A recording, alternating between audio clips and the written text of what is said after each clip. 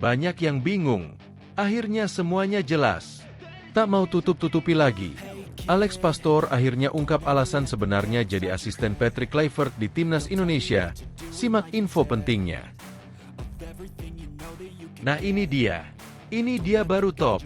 Demi Piala Dunia 2026, Timnas Indonesia akan laksanakan 2 laga uji coba di Eropa pada matchday September 2025. Simak siapa saja lawan yang akan dihadapi. Juni 2025 Garuda dipastikan semakin ngeri.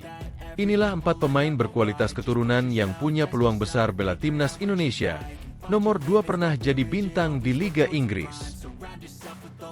Mengejutkan, meski Timnas Indonesia tambah kuat dan semakin sangar, Timnas Cina diakini bisa menang di SUGBK. Ini alasan mengejutkannya. Dunia sampai dibikin heboh. Media Jepang sampai terkagum-kagum dengan tifo supporter Timnas Indonesia di laga kontra Bahrain. Disebut bikin kehebohan besar. Garuda lovers wajib nyimak. Mengejutkan. Jauh sebelum perkuat Timnas Indonesia, Kelvin Verdong ternyata sempat dihujat netizen habis-habisan karena hal ini. Kira-kira kenapa ya? Simak kronologinya. Simak ulasan terlengkapnya sebagai berikut. Tapi sebelum itu jangan lupa subscribe agar kalian tidak ketinggalan informasi terbaru seputar Timnas Indonesia setiap harinya.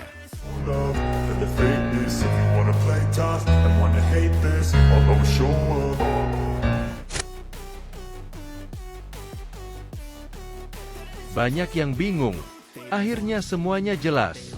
Tak mau tutup-tutupi lagi. Alex Pastor akhirnya ungkap alasan sebenarnya jadi asisten Patrick Kluivert di Timnas Indonesia. Simak info pentingnya. Alex Pastor sama sekali tidak mau menutupi soal alasan dirinya mau menjadi asisten Patrick Kluivert di Timnas Indonesia. Skuad Garuda sudah memulai era barunya bersama Patrick Kluivert pada Maret ini, setelah sang pelatih asal Belanda ditunjuk sebagai pengganti Shin Tae-yong pada Januari lalu.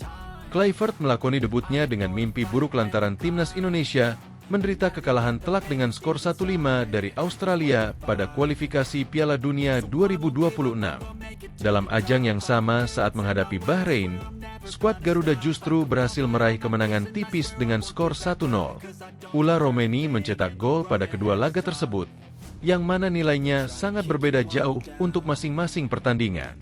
Setelah kekalahan di Sydney melawan Australia, banyak yang mengkritisi Kluivert, yang memang sedari awal sudah dipertanyakan rekam jejaknya.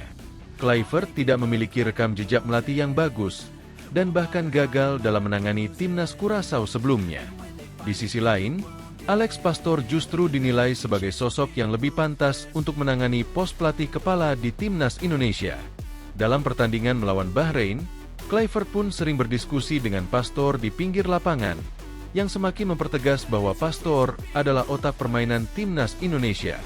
Sejatinya, sejak Januari lalu, Pastor sudah pernah mengungkapkan mengapa dirinya bersedia untuk menjadi asisten pelatih Patrick Kluivert di Timnas Indonesia. Patrick menghubungi saya beberapa waktu lalu dan tentu saya tertarik. Saya langsung menerimanya, kata Pastor dalam kanal YouTube Love Televisi pada bulan Januari 2025 lalu. Itu sederhana. Karena Patrick sudah ditunjuk terlebih dahulu menjadi pelatih kepala. Tandas ex-pelatih Almer City itu tentang alasan dirinya menjadi asisten, bukannya pelatih kepala. Meski dinilai lebih layak menjabat sebagai pelatih kepala, Pastor tetap tidak keberatan untuk membantu Kluivert sebagai asisten. Memang Patrick adalah pelatih kepala dan saya tak keberatan menjadi asisten. Kami punya waktu untuk duduk bersama dan mendiskusikan apa yang akan kami lakukan, kata Pastor. Kami juga harus saling mengajarkan dari apa yang telah kami lakukan, tambah Pastor. Alex Pastor sudah kenyang melatih di level klub, namun baru kali ini ikut menangani di level tim nasional, dan dia mengaku sangat bangga untuk bisa mewakili Indonesia. Ini adalah pekerjaan yang sangat indah menurut saya, tutur mantan pelatih Almer City dan AS Alkmaar itu. Memang, menangani sebuah klub adalah hal yang sangat bagus. Namun ketika mewakili sebuah negara, ada rasa kebanggaan jika kami bisa melakukannya bersama-sama, tambahnya. Berikutnya, Pastor dan Kluivert akan coba bahu-membahu lagi pada laga lanjutan kualifikasi Piala Dunia 2026 melawan Cina dan Jepang. Nah ini dia. Ini dia baru top. Demi Piala Dunia 2026, Timnas Indonesia akan laksanakan 2 laga uji coba di Eropa pada matchday September 2025. Simak siapa saja lawan yang akan dihadapi. Timnas Indonesia perlu mempertimbangkan 2 laga uji coba di Eropa pada FIFA Matchday September 2025 nanti. Skuad Garuda sedang berjuang di putaran ketiga kualifikasi Piala Dunia 2026 dan mereka baru saja meraih kemenangan penting atas Bahrain dengan skor 1-0. Kemenangan tersebut membuat tim asuhan Patrick Kluivert berada di peringkat keempat grup C dengan raihan 9 poin. Timnas Indonesia masih memiliki 2 laga lagi, menghadapi Cina dan Jepang yang akan diselenggarakan pada bulan Juni nanti. Peluang untuk melenggang secara langsung ke putaran final masih terbuka, namun yang realistis adalah melanjutkan kiprah ke putaran keempat. Setelah ini, Timnas Indonesia akan memiliki waktu luang pada jeda internasional alias FIFA Matchday September 2025 nanti. Sebab, putaran keempat kualifikasi Piala Dunia 2026 baru akan dilaksanakan pada bulan Oktober mendatang. Demi meningkatkan kemampuan dan mengukur kualitas, skuad asuhan Patrick Kluivert bisa menghadapi lawan-lawan yang berkualitas di Eropa. Melaksanakan 2 laga uji coba di Eropa pada jeda internasional di bulan September 2025 adalah hal yang perlu dipertimbangkan oleh Timnas Indonesia. Hal ini akan menjadi momen yang penting untuk menyatukan skuad dan mematangkan taktik demi meraih hasil maksimal di putaran keempat, atau jika lolos langsung ke putaran final Piala Dunia 2026. Banyak pemain yang berkarir di Eropa, jadi itu akan masuk akal jika mengumpulkan tim di Eropa dan juga agar tidak merepotkan lawan. Sebab, pada September nanti, kualifikasi Piala Dunia 2026 zona Eropa akan berlangsung, namun tak semua tim akan sibuk. Normalnya, dalam satu jeda internasional, sebuah tim akan melaksanakan 2 pertandingan. Namun, di Eropa, ada beberapa negara yang hanya dijadwalkan memiliki 1 laga. Beberapa tim hanya memiliki jadwal bertanding 1 kali pada jeda internasional September 2025 untuk kualifikasi Piala Dunia 2026 zona Eropa, termasuk Norwegia dan Republik Ceko. Jadi, tim-tim ini bisa menerima undangan bermain uji coba dan Timnas Indonesia bisa memanfaatkannya. Tentu, itu akan bergantung kepada PSSI yang menentukan. Yang jelas, menghadapi negara-negara seperti itu tentu akan berguna bagi Timnas Indonesia untuk mengukur kekuatan dan mempersiapkan diri. Juni 2025 Garuda dipastikan semakin ngeri. Inilah 4 pemain berkualitas keturunan yang punya peluang besar bela Timnas Indonesia. Nomor 2 pernah jadi bintang di Liga Inggris. Timnas Indonesia kini tengah menjadi sorotan setelah berhasil lolos ke babak ketiga kualifikasi Piala Dunia 2026 zona Asia. Berkat penampilan gemilangnya, Timnas Indonesia mampu bersaing dengan tim-tim kuat lainnya hingga membuat Garuda semakin diperhitungkan. Keberhasilan ini membuat beberapa pemain keturunan yang bermain di luar negeri tertarik untuk membela tim merah putih. Menariknya, beberapa pemain keturunan ini hingga kini belum dipanggil oleh Timnas Belanda, sehingga membuka peluang besar untuk mereka membela Timnas Indonesia. Berikut adalah 5 pemain keturunan yang dicuekin oleh Belanda dan memiliki peluang besar untuk bergabung dengan Timnas Indonesia. Mauro Zijlstra, pemain muda yang saat ini bermain untuk Volendam U21, juga menjadi kandidat kuat untuk memperkuat Timnas Indonesia. Zijlstra belum pernah tampil di level Timnas Belanda usia muda. Pada akhir 2024, Zijlstra sempat dikabarkan akan menjalani proses naturalisasi di Jakarta. Zijlstra sendiri mengonfirmasi bahwa ia sedang menjalani proses tersebut dan tampaknya semakin dekat untuk menjadi bagian dari Timnas Indonesia. 3. Miljan Manhoef. Miljan Manhoef, pemain Stoke City yang memiliki darah keturunan Suriname dan Indonesia, adalah sosok yang dikenal karena kecepatannya di lapangan. Manhoef bisa bermain sebagai penyerang sayap kiri dan kanan, serta bek kiri. Ia memiliki potensi besar untuk memperkuat lini serang Timnas Indonesia. Meskipun ia pernah bermain untuk Timnas Belanda di level U16, U17, dan U21, Manhoef belum pernah tampil untuk tim senior Belanda. Hal ini membuka peluang besar bagi Indonesia untuk mendapatkan pemain berbakat ini. Jairo Riedewald, pemain yang saat ini membela Royal Antwerp, merupakan salah satu pemain yang menjadi target PSSI untuk dinaturalisasi. Namun, proses naturalisasinya belum sepenuhnya selesai karena Riedewald pernah tampil untuk timnas Belanda sebanyak 3 kali di kualifikasi Euro 2016. Kasus Riedewald serupa dengan yang dialami oleh Martin Paes, yang harus menunggu keputusan Pengadilan Arbitrase Olahraga, CAS. Jika proses ini selesai, Riedewald bisa memperkuat timnas Indonesia di masa depan. Mitchell Bakker, yang saat ini sedang dipinjamkan oleh Atalanta ke Lille, merupakan salah satu pemain yang paling banyak dibicarakan untuk dinaturalisasi menjadi warga negara Indonesia. Bakker memiliki darah keturunan Maluku dari sang kakek. Meskipun ia telah bermain untuk timnas Belanda di level kelompok umur, ia belum pernah bermain untuk timnas Belanda senior. Bakker memiliki kualitas yang diakui dan bisa menjadi tambahan yang sangat berarti untuk timnas Indonesia. Jika proses naturalisasinya berhasil, ia bisa memperkuat lini pertahanan Indonesia dengan kemampuan bertahan yang mumpuni. Mengejutkan, meski timnas Indonesia tambah kuat dan semakin sangar, timnas Cina diyakini bisa menang di SUGBK. Ini alasan mengejutkannya. Timnas Cina belum lama ini menderita 2 kekalahan beruntun pada lanjutan ronde ketiga grup C kualifikasi Piala Dunia 2026 zona Asia. Setelah takluk 0-1 di markas Arab Saudi, mereka dipermalukan 0-2 oleh Australia, Selasa, 25 Maret 2025. Bermain di hadapan publik sendiri di Hangzhou, Provinsi Zhejiang, timnas Cina menyerah 0-2 lewat gol yang dicetak Jackson Irvine dan Nishan Velupillai, membuat peluang mereka untuk mengamankan tempat di turnamen tahun depan terancam karena hanya tersisa 2 pertandingan. Selanjutnya, Cina akan melawat ke markas timnas Indonesia pada 5 Juni 2025 di Stadion Gelora Bung Karno, Jakarta. Kemudian menjamu Bahrain di kandang sendiri 5 hari berselang. Timnas Indonesia bukanlah lawan enteng bagi Cina di pertarungan bulan Juni mendatang. Skuad Garuda terus memacu prestasi dan naik kelas sejak era pelatih Shin Tae-yong, dan sekarang beralih ke Patrick Kluivert.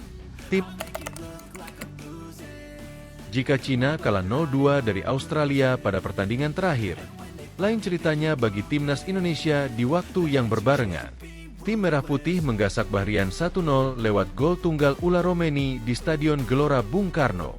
Hasil ini membuat peta persaingan di grup C semakin ketat, terutama persaingan memperebutkan tiket tampil ke Piala Dunia 2026 dari grup ini. Di papan klasemen grup C kualifikasi Piala Dunia 2026 zona Asia hingga pertandingan ke-8, ada Australia, Arab Saudi, dan timnas Indonesia dalam posisi menguntungkan. Peluang timnas Indonesia untuk lolos ke fase selanjutnya jauh lebih besar ketimbang Cina yang masih berada di posisi juru kunci dengan 6 poin. Media Cina 163 memberikan gambaran mengenai kondisi timnas Indonesia dan segala persiapan yang dilakukan sampai menjelang pertandingan tanggal 5 Juni mendatang. Gambaran ini sekaligus menjadi peringatan bagi skuad Cina di bawah besutan Branko Ivankovic. Diawali dari kabar rencana timnas Indonesia yang akan berlatih atau pemusatan latihan sepekan menjelang duel versus Cina di Jakarta. Artikel yang dimuat 163 menyebut bahwa Marcelino Ferdinand dan rekan-rekan akan berkumpul pada 31 Mei atau 1 Juni 2025 untuk memulai persiapan dalam latihan. Ini cocok untuk tim Indonesia. Bahkan mereka bisa mengumpulkan beberapa pemain naturalisasi untuk berlatih terlebih dahulu.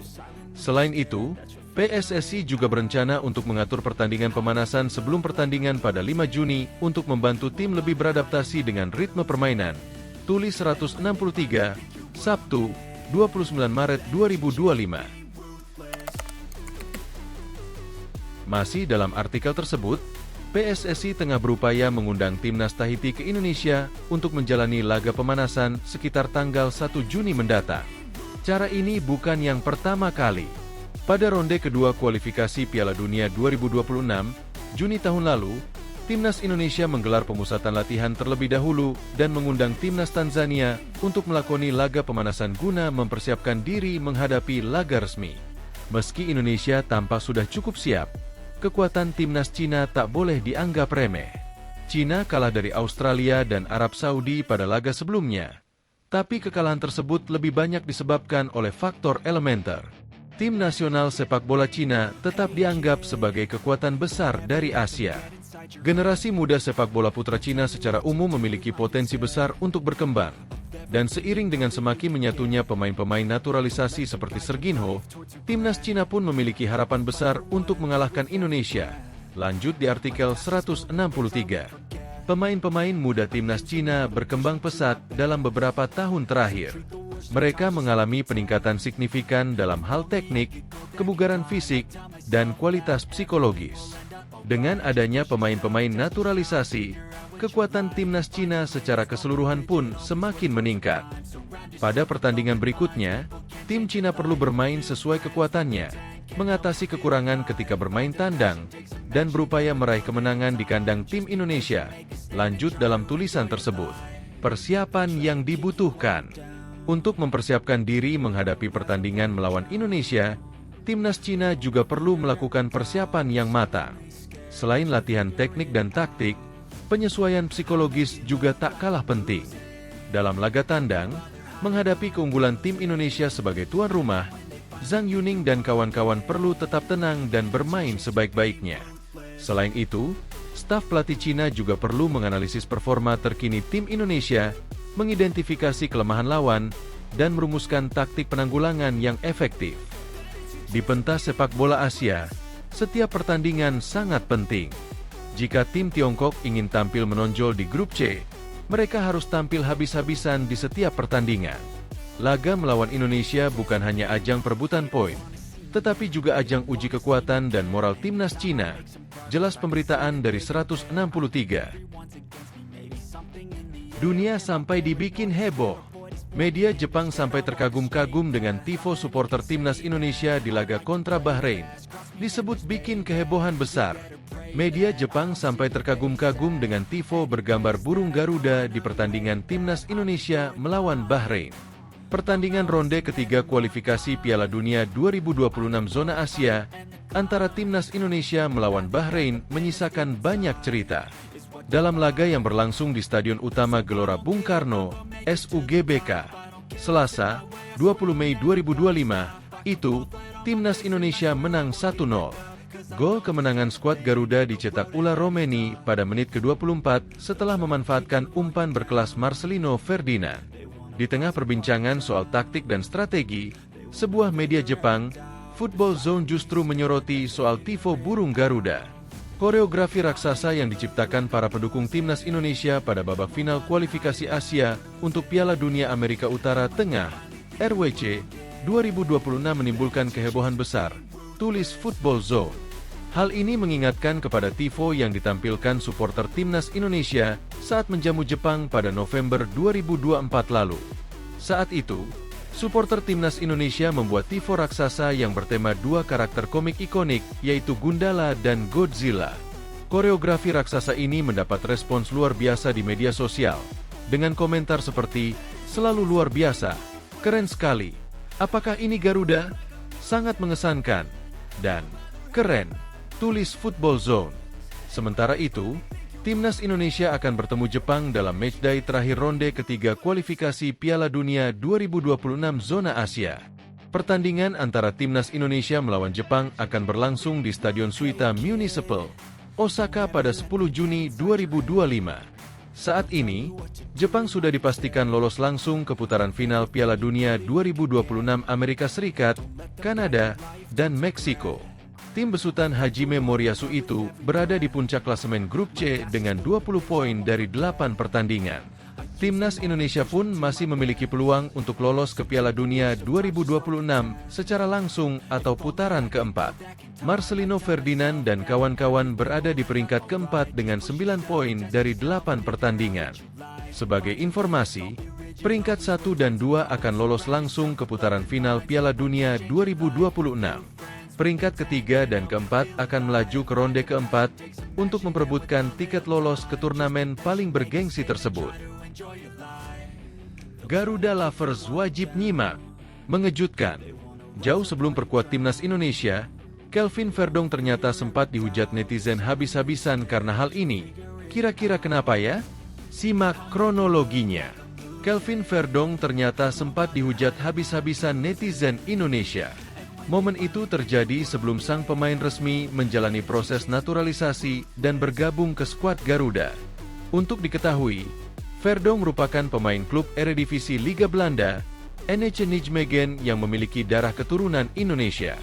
Dia berposisi sebagai bek kiri yang juga bisa menjadi bek tengah hingga gelandang bertahan.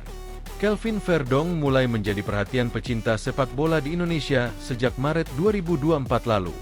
Namanya menjadi sorotan setelah tertangkap kamera berfoto bareng Shin Tae-yong yang saat itu masih menjabat sebagai pelatih timnas Indonesia. Foto yang beredar di media sosial kemudian memunculkan rumor sang pemain yang akan segera dinaturalisasi ke timnas Indonesia. Benar saja, sebulan kemudian atau tepatnya pada April 2024 ST julukan Shin Tae-yong memberikan kabar kalau Kelvin Verdong akan bergabung ke skuad Garuda. Setelah menjalani proses panjang, pemain berdarah Aceh itu kemudian resmi mengambil sumpah sebagai warga negara Indonesia, WNI, pada Juni 2024. Jauh sebelum itu, Kelvin Verdong sendiri sempat memberikan isyarat bergabung ke timnas Indonesia sejak 2018 lalu. Pemain NEC Nijmegen itu juga pernah mengunggah foto dirinya tengah berseragam timnas Indonesia. Sayangnya, unggahan tersebut justru membuat Kelvin Verdong mendapat hujatan dari netizen tanah air. Banyak yang menganggap sang pemain hanya mencari followers dengan menggunakan jersey timnas Indonesia. Jangan-jangan dia nyarai followers pakai jersey Indonesia, ungkap salah satu netizen. Halah cari followers, timpal yang lain. Yaelah masih aja, tulis netizen lainnya. Terlepas dari prasangka netizen tadi, Kelvin Verdong kini membuktikan kesungguhannya membela timnas Indonesia. Verdong bahkan menjadi salah satu pemain timnas yang paling kalem, alias tanpa kontroversi di media sosial. Meski demikian, pemain 27 tahun itu telah menjadi bagian penting dari timnas Indonesia. Kelvin Verdong tercatat sudah mengoleksi 9 caps di tim nasional, sekaligus berperan penting dalam penampilan timnas Indonesia di kualifikasi Piala Dunia 2026. Mengejutkan, pelatih FC Twente beri kabar terbaru kondisi Mees Hilgers usai cedera bela timnas Indonesia bakal main pekan ini. Kabar terbaru dari Mees Hilgers usai cedera bersama timnas Indonesia. Bagaimana peluangnya main bela FC Twente pekan ini? FC Twente akan melawan Heracles Almelo di Eredivisie pada Minggu, 30 Maret 2025. Pelatih FC Twente Joseph Osting memberikan pandangannya terkait laga tersebut dan soal para pemain yang berlaga di tim nasional pada jeda internasional telah kembali. Ada persaingan yang sehat.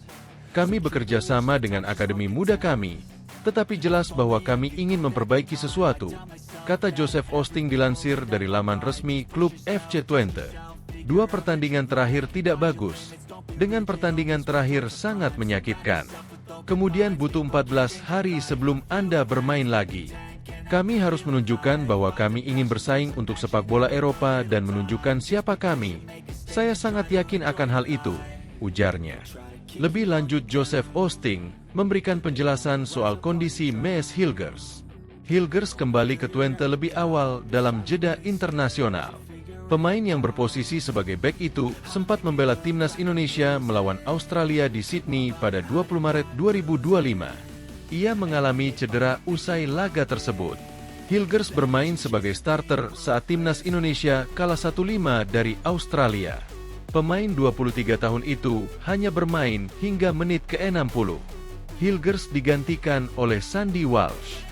Alhasil Mees Hilgers pulang ke Belanda untuk pemulihan bersama tim medis FC Twente. Hilgers melewatkan pertandingan timnas Indonesia melawan Bahrain. Osting mengungkapkan bahwa Hilgers sudah mulai berlatih dengan cara yang disesuaikan. Ia juga akan masih memantau kondisi para pemainnya. Pemain yang fit akan dimainkan untuk bertanding. Mees berlatih bersama kami, meskipun dengan cara yang disesuaikan, tetapi ia menuju kembali, kata Osting. Kami akan menjalani sesi latihan lagi pada hari Sabtu, dan kemudian kami harus melihat siapa yang fit untuk bertanding, ujarnya. Mees Hilgers di FC Twente selama ini memang menjadi pemain penting. Ia sudah mencatatkan 18 laga, mencetak 1 gol dan membuat 1 assist. Saat ini, FC Twente masih bersaing di papan atas Eredivisie 2024-2025. FC Twente berada di posisi kelima dengan 46 poin. Mereka selisih 1 poin dari peringkat keempat Feyenoord. Twente tertinggal 3 poin dari peringkat ketiga FC Utrecht.